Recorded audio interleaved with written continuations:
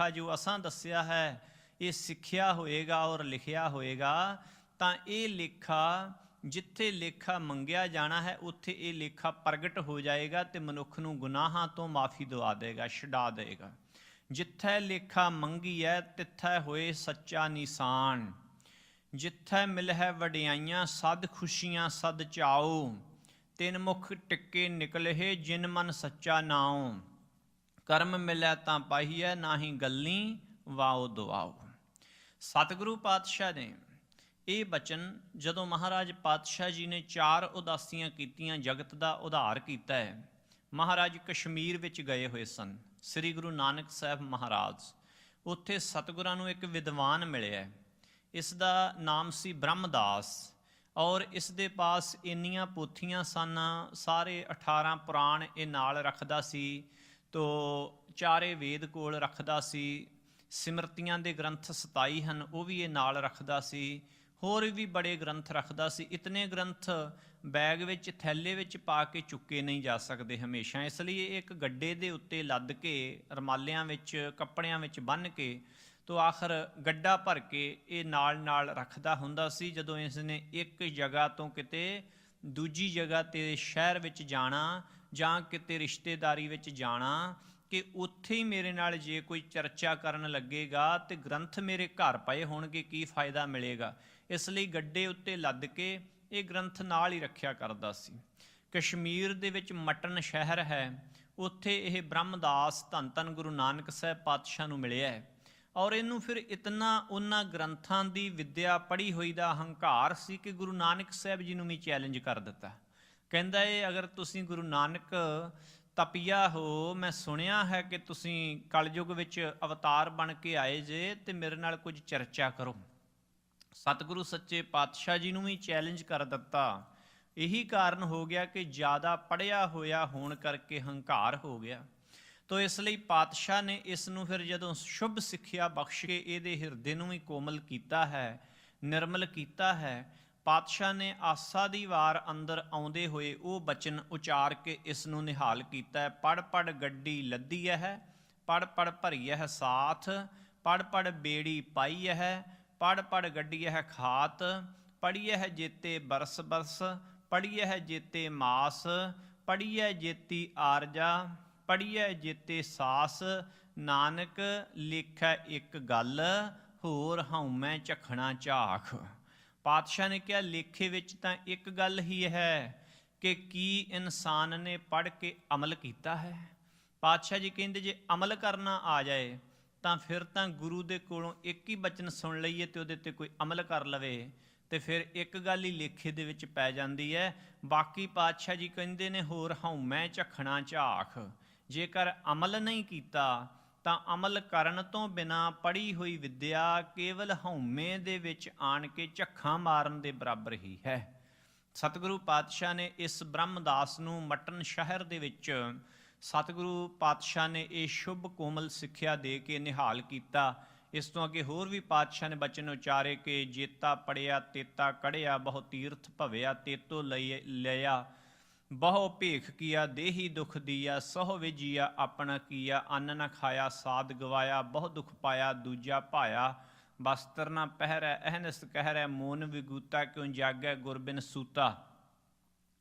ਸਤਿਗੁਰਾਂ ਦੀ ਬਾਣੀ ਸੁਣ ਕੇ ਇਸ ਤਰ੍ਹਾਂ ਦੀ ਬਾਣੀ ਉਸਨੇ ਪਹਿਲਾਂ ਕਦੇ ਸੁਣੀ ਨਹੀਂ ਸੀ, ਇਸ ਲਈ ਫਿਰ ਹੈਰਾਨ ਹੋ ਗਿਆ ਕਿ ਮੈਂ ਤਾਂ ਗ੍ਰੰਥ ਨਾਲ ਲਈ ਫਿਰਦਾ ਹਾਂ ਕਿ ਗ੍ਰੰਥਾਂ ਤੋਂ ਪੜ੍ਹ ਕੇ ਸੁਣਾਵਾਂਗਾ। ਇਹ ਧੰਨ ਗੁਰੂ ਨਾਨਕ ਸਾਹਿਬ ਦੇ ਤੇ ਅੰਦਰੋਂ ਹੀ ਚਸ਼ਮਾ ਫੁੱਟਦਾ ਹੈ। ਇਟਸ ਠੰਡੀ ਨਿਰਮਲ ਧੁਰ ਕੀ ਬਾਣੀ ਦਾ, ਅਕਾਲੀ ਬਾਣੀ ਦਾ। ਤਾਂ ਫਿਰ ਸਤਿਗੁਰਾਂ ਦੇ ਚਰਨ ਫੜ ਕੇ ਸਤਿਗੁਰਾਂ ਦਾ ਸਿੱਖ ਹੋਇਆ ਸੀ। ਬਚਨ ਚੱਲ ਰਹੇ ਨੇ, ਕਬੀਰ ਸਾਹਿਬ ਇਹ ਫਰਮਾ ਰਹੇ ਨੇ ਕਿ ਕਬੀਰ ਮੈਂ ਜਾਣਿਓ ਪੜ੍ਹਬੋ ਭਲੋ। ਮੈਂ ਪਹਿਲਾਂ ਇਹ ਜਾਣਿਆ ਕਿ ਪੜ੍ਹਨਾ ਚੰਗਾ ਹੈ, ਵਿੱਦਿਆ ਸਿੱਖ ਲੈਣੀ ਚੰਗੀ ਹੈ। ਕਹਿੰਦੇ ਪੜ੍ਹਬੇ ਸਿਉ ਭਲ ਜੋਗ। ਕਹਿੰਦੇ ਜਿਵੇਂ ਮੈਨੂੰ ਹੋਰ ਗਿਆਨ ਰੱਬ ਨੇ ਦਿੱਤਾ ਤੇ ਮੈਂ ਇਹ ਨਿਸ਼ਚਾ ਕੀਤਾ ਕਿ ਰੱਬ ਨਾਲ ਜੁੜਨਾ, ਯੋਗ ਕਮਾਉਣਾ ਹੀ ਚੰਗਾ ਹੈ। ਕਹਿੰਦੇ ਜਦੋਂ ਕਮਾਉਣਾ ਸ਼ੁਰੂ ਕੀਤਾ, ਜਦੋਂ ਨਾਮ ਦਾ ਰਸ ਆਇਆ ਤੇ ਹੁਣ ਕਹਿੰਦੇ ਭਗਤ ਨਾ ਛਾਡੋਂ ਰਾਮ ਕੀ। ਹੁਣ ਰੱਬ ਦੀ ਭਗਤੀ ਕਰਨੀ ਕਦੇ ਨਹੀਂ ਛੱਡਾਂਗਾ ਭਾਵੇਂ ਨਿੰਦੋ ਲੋਗ। ਸ੍ਰੀ ਗੁਰੂ ਗੋਬਿੰਦ ਸਿੰਘ ਸਾਹਿਬ ਮਹਾਰਾਜ ਪਾਤਸ਼ਾਹ ਅਨੰਦਪੁਰ ਸਾਹਿਬ ਦੇ ਵਿੱਚ ਜੀਵਾਂ ਦੀ ਕਲਿਆਣ ਕਰ ਰਹੇ ਨੇ, ਮਨੁੱਖਤਾ ਨੂੰ ਜੀ ਦਾਨ ਬਖਸ਼ ਰਹੇ ਨੇ। ਸਤਿਗੁਰਾਂ ਦੇ ਪਾਸ ਅਨੰਦਪੁਰ ਸਾਹਿਬ ਦੇ ਵਿੱਚ ਜਿੱਥੇ ਸਿੱਖ ਅਨੰਨ ਪਿਆਰੇ ਗੁਰੂ ਸਾਹਿਬ ਜੀ ਤੋਂ ਜਾਨਾਂ ਵਾਰਨ ਵਾਲੇ ਸਭ ਤਰ੍ਹਾਂ ਦੇ ਗੁਰੂ ਜੀ ਦੇ ਪਰਮ ਸਿੱਖ ਰਹਿੰਦੇ ਨੇ, ਉੱਥੇ ਆਏ ਗਏ ਸਾਧੂ ਵੈਰਾਗੀ ਫਕੀਰ, ਉਹਨਾਂ ਨੂੰ ਵੀ ਖੁੱਲ੍ਹ ਹੈ ਕਿ ਜਿੰਨੇ ਦਿਨ ਮਰਜ਼ੀ ਇੱਥੇ ਲੰਗਰ 'ਚੋਂ ਗੱਫਾ ਛਕੋ। ਇੱਕ ਸਿੱਖ ਮਹਾਰਾਜ ਪਾਤਸ਼ਾਹ ਜੀ ਦੇ ਰੋਜ਼ ਆਸ-ਪਾਸ ਸਤਿਗੁਰਾਂ ਨੂੰ ਦਿਸਦਾ ਹੈ। ਮਹਾਰਾਜ ਉਹਨੂੰ ਬੁਲਾ ਕੇ ਇੱਕ ਦਿਨ ਕਹਿੰਦੇ ਹੈ, ਕੋਈ ਵਿੱਦਿਆ ਸਿੱਖਿਆ ਕਰ, ਗੁਰਬਾਣੀ ਦੀ ਸੰਥਿਆ ਕਰ ਲਿਆ ਕਰ। ਤੋ ਕਹਿੰਦਾ ਜੀ 7 ਬਚਨ। ਹੁਣ ਜੋ ਵਿੱਦਿਆ ਸੰਸਾਰ ਦੀ ਵਿੱਦਿਆ ਉਹ ਹੋਰ ਗੱਲ ਹੈ, ਜੋ ਗੁਰੂ ਗ੍ਰੰਥ ਸਾਹਿਬ ਜੀ ਦੀ ਵਿੱਦਿਆ ਸਿੱਖਣੀ ਹੈ, ਇਹਨੂੰ ਪੜ੍ਹਦਿਆਂ ਪੜ੍ਹਦਿਆਂ ਵੀ ਮਨੁੱਖ ਦਾ ਭਲਾ ਹੁੰਦਾ ਹੈ ਅਗਰ ਸਤਿਕਾਰ ਅਦਬ ਤੇ ਡਰ ਮਨ ਵਿੱਚ ਰੱਖ ਕੇ ਪੜ੍ਹੇ ਤਾਂ। ਇਹ ਗੁਰਬਾਣੀ ਦੀ ਵਿੱਦਿਆ ਦਾ ਕੇਵਲ ਤੇ ਕੇਵਲ ਗਿਆਨ ਬੋਧ ਕਰਦਿਆਂ ਕਰਦਿਆਂ ਵੀ ਰੱਬ ਦੇ ਘਰ ਵਿੱਚ ਘੜੀਆਂ ਲਿਖੀਆਂ ਜਾਂਦੀਆਂ ਕਿ 2 ਘੰਟੇ ਸੰਥਿਆ ਪੜ੍ਹਦਾ ਰਿਹਾ ਸੀ। ਹੁਣ ਇੱਕ ਵਿਅਕਤੀ ਸੰਥਿਆ ਕਰਾ ਰਿਹਾ ਹੈ, ਉਹ 5 ਘੰਟੇ ਬੈਠਾ ਰਿਹਾ ਹੈ, ਉਹ ਭਲਾ ਕਰਮ ਕਰ ਰਿਹਾ, ਉਹਦੇ ਵੀ ਲਿਖੇ ਗਏ ਰੱਬ ਦੇ ਦਰ ਵਿੱਚ। ਇੱਕ ਸੰਥਿਆ ਕਰਕੇ 5 ਪੱਤਰੇ 5 ਅੰਗ ਸੰਥਿਆ ਲੈ ਕੇ ਬਾਅਦ ਵਿੱਚ ਉਹਨਾਂ ਨੂੰ ਪਕਾਉਂਦਾ ਹੈ, ਉਹ 2 ਘੰਟੇ ਬੈਠਾ ਰਿਹਾ ਹੈ ਅਦਬ ਸਤਿਕਾਰ ਦੇ ਨਾਲ, ਤੇ ਉਹਦੀ ਵੀ ਉਹ ਨਾਲ ਨਾਲ ਭਗਤੀ ਹੈ। ਇਹ ਗੁਰਬਾਣੀ ਜੋ ਹੈ ਇਹ ਇਸੇ ਵਾਸਤੇ ਸੰਸਾਰ ਦੀਆਂ ਹੋਰ ਵਿੱਦਿਆ ਨਾਲੋਂ, ਸੰਸਾਰ ਦੇ ਧਾਰਮਿਕ ਗ੍ਰੰਥਾਂ ਨਾਲੋਂ ਵੀ ਉੱਤਮ ਹੈ। ਕਲਗੀਆਂ ਵਾਲੇ ਦਸ਼ਮੇਸ਼ ਪਿਤਾ ਮਹਾਰਾਜ ਪਾਤਸ਼ਾਹ ਜੀ ਚੋਜੀ ਪ੍ਰੀਤਮ ਹਨ, ਤੋ ਮਹਾਰਾਜ ਨੇ ਦੋਵੇਂ ਵਸਤੂਆਂ ਸਿੱਖਾਂ ਨੂੰ ਬਖਸ਼ੀਆਂ, ਵਿੱਦਿਆ ਵੀ ਤੇ ਨਾਲ ਅਮਲ ਕਰਨਾ ਵੀ। ਮਹਾਰਾਜ ਇੱਕ ਸਿੱਖ ਨੂੰ ਕਹਿੰਦੇ ਆ, ਵਿੱਦਿਆ ਪੜ੍ਹਿਆ ਕਰ, ਫਲਾਣਾ ਸਿੰਘ ਸੰਥਿਆ ਕਰਾਉਂਦਾ, ਉਹਦੇ ਕੋਲੋਂ ਸੰਥਿਆ ਕਰਿਆ ਕਰ। ਕਹਿੰਦਾ ਜੀ 7 ਬਚਨ। ਸੰਥਿਆ ਕਰਨ ਉਹ ਸਿੱਖ ਗਿਆ ਤੇ ਇੰਨੇ ਦਿਮਾਗ ਦੀ ਸਵੱਛਤਾ ਦੇ ਨਾਲ ਔਰ ਧਿਆਨ ਦੇ ਨਾਲ ਪਹਿਲੇ ਦਿਨ ਜਾ ਕੇ ਆਨੰਦ ਸਾਹਿਬ ਸ਼ੁਰੂ ਕੀਤਾ। ਆਨੰਦ ਸਾਹਿਬ ਦੀਆਂ ਪੰਕਤੀਆਂ ਸ਼ੁਰੂ ਕੀਤੀਆਂ। ਰਾਮਕਲੀ ਮਹੱਲਾ 3 ਆਨੰਦ, ਇੱਕ ਓੰਕਾਰ ਸਤਿਗੁਰ ਪ੍ਰਸਾਦ। ਪੜ੍ਹਾਉਣ ਵਾਲੇ ਨੇ ਪੜ੍ਹਾਇਆ, ਆਨੰਦ ਭਇਆ ਮੇਰੀ ਮਾਏ, ਸਤਿਗੁਰੂ ਮੈਂ ਪਾਇਆ।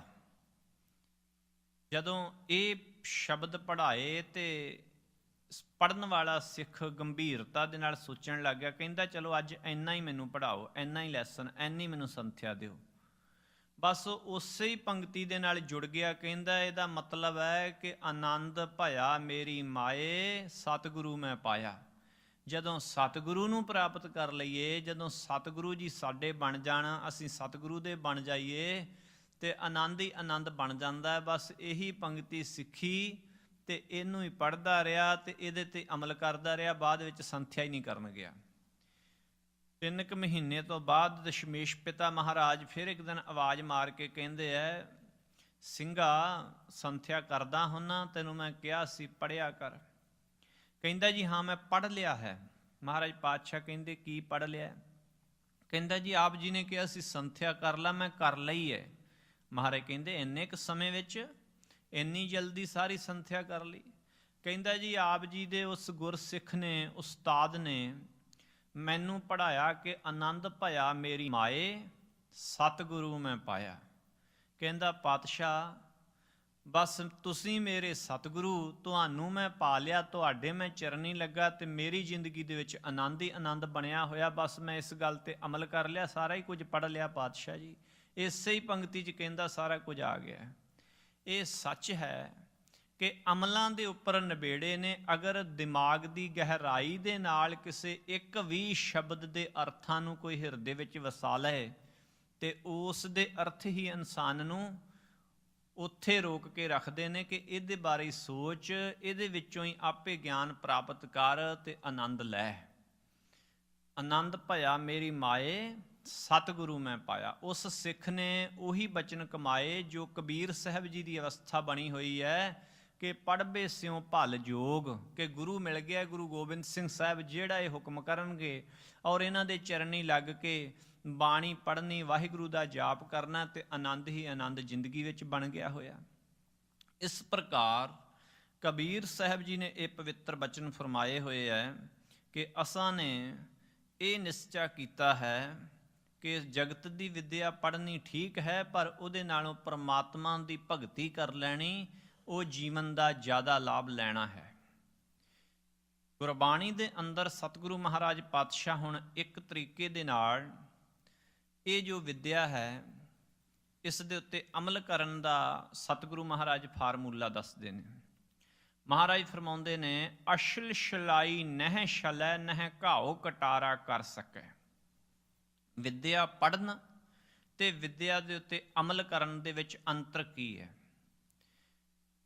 ਧਾਰਮਿਕ ਵਿੱਦਿਆ ਪੜ੍ਹ ਲਈ ਜਾਏ, ਅਮਲ ਨਾ ਕੀਤਾ ਜਾਏ ਤਾਂ ਜੋ ਮਾਇਆ ਹੈ ਉਹ ਮਨੁੱਖ ਦੇ ਉੱਤੇ ਅਸਰ ਪਾਉਂਦੀ ਹੈ।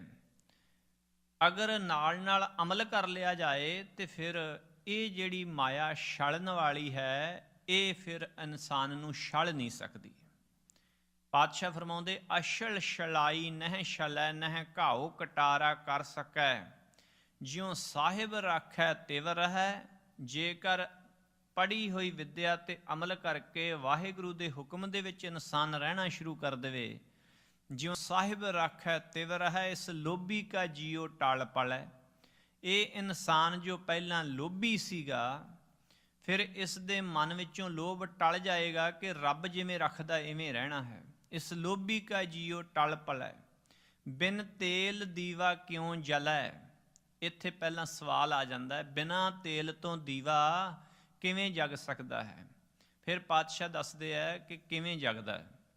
ਫਰਮਾਉਂਦੇ ਨੇ, ਪੋਥੀ ਪੁਰਾਣ ਕਮਾਈਐ। ਪਾਤਸ਼ਾਹ ਫਰਮਾਉਂਦੇ, ਦੇਖੋ ਜੋ ਧਾਰਮਿਕ ਗ੍ਰੰਥ ਨੇ ਇਹਨਾਂ ਨੂੰ ਪੜ੍ਹਿਆ ਜਾਏ, ਬਲਕਿ ਪੜ੍ਹਿਆ ਨਹੀਂ ਜਾਏ, ਕਮਾਇਆ ਜਾਏ। ਪੋਥੀ ਪੁਰਾਣ ਕਮਾਈਐ।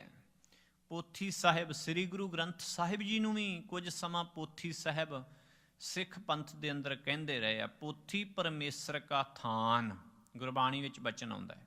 ਪਹਿਲਾਂ ਪੋਥੀ ਸਾਹਿਬ ਵੀ ਕਹਿੰਦੇ ਰਹੇ ਆ, ਪੋਥੀ ਪਰਮੇਸ਼ਰ ਕਾ ਥਾਨ। ਪਰ ਉਹਨਾਂ ਦੇ ਪੋਥੀ ਕਹਿਣ ਦੇ ਵਿੱਚ ਭਾਵਨਾ ਇਹ ਸੀ ਕਿ ਇਹ ਰੱਬ ਹੈ, ਪਰਮਾਤਮਾ ਹੈ। ਤੋ ਪਾਤਸ਼ਾਹ ਕਹਿੰਦੇ, ਪੋਥੀ ਪੁਰਾਣ ਕਮਾਈ ਹੈ। ਇਹ ਜੋ ਗ੍ਰੰਥ ਧਾਰਮਿਕ ਹਨ ਅਤੇ ਪੋਥੀ ਸਾਹਿਬ ਹੈ, ਇਹ ਪੜ੍ਹਨਾ ਨਹੀਂ, ਇਹ ਕਮਾਇਆ ਜਾਏ। ਫਿਰ ਕਹਿੰਦੇ ਨੇ, ਭਉ ਵੱਟੀ ਇਤ ਤਨ ਪਾਈ ਹੈ। ਪਾਤਸ਼ਾਹ ਕਹਿੰਦੇ, ਜਦੋਂ ਮਨ ਅੰਦਰ ਭਉ ਰੱਖਿਆ ਜਾਏਗਾ, ਰੱਬ ਦਾ ਡਰ ਰੱਖਿਆ ਜਾਏਗਾ, ਫਿਰ ਸਮਝ ਲਓ ਦੀਵੇ ਦੇ ਵਿੱਚ ਵੱਟੀ ਪਾ ਲਈ ਹੈ, ਦੀਵਾ ਜਗਣ ਦੀ ਤਿਆਰੀ ਵਿੱਚ ਹੋ ਗਿਆ। ਭਉ ਵੱਟੀ ਇਤ ਤਨ ਪਾਈ ਹੈ। ਫਿਰ ਪਾਤਸ਼ਾਹ ਫਰਮਾਉਂਦੇ, ਸੱਚ ਬੂਝਣ ਆਣ ਜਲਾਈਐ। ਸੱਚ ਨੂੰ ਬੁੱਝਣਾ, ਸੱਚ ਨੂੰ ਪਛਾਨਣਾ, ਇਹ ਸਮਝ ਲਓ ਉਹ ਦੀਵੇ ਨੂੰ ਜਲਾ ਦਿੱਤਾ ਹੈ, ਜਗਾ ਦਿੱਤਾ ਹੈ। ਸੱਚ ਬੂਝਣ ਆਣ ਜਲਾਈਐ, ਬਿਨ ਤੇਲ ਦੀਵਾ ਇਉਂ ਜਲੈ, ਕਰ ਚਾਨਣ ਸਾਹਿਬ ਤਉ ਮਿਲੈ। ਪਾਤਸ਼ਾਹ ਕਹਿੰਦੇ, ਇਸ ਤਰੀਕੇ ਦੇ ਨਾਲ ਬਿਨਾਂ ਤੇਲ ਤੋਂ ਇਹ ਦੀਵਾ ਜਗਦਾ। ਉਹ ਦੀਵਾ ਕੀ ਹੈ? ਹਿਰਦਾ। ਹਿਰਦੇ ਵਿੱਚ ਪ੍ਰਕਾਸ਼ ਹੁੰਦਾ ਹੈ। ਬਿਨ ਤੇਲ ਦੀਵਾ ਇਉਂ ਜਲੈ, ਕਰ ਚਾਨਣ ਸਾਹਿਬ ਤਉ ਮਿਲੈ। ਇਸ ਤਰ੍ਹਾਂ ਚਾਨਣ ਕਰਕੇ ਗੁਰੂ ਪਾਤਸ਼ਾਹ ਜੀ ਦੇ ਉਪਦੇਸ਼ ਦਾ ਤੇ ਸਾਹਿਬ ਨੂੰ, ਰੱਬ ਨੂੰ ਮਿਲ ਲਿਆ ਜਾਂਦਾ ਹੈ।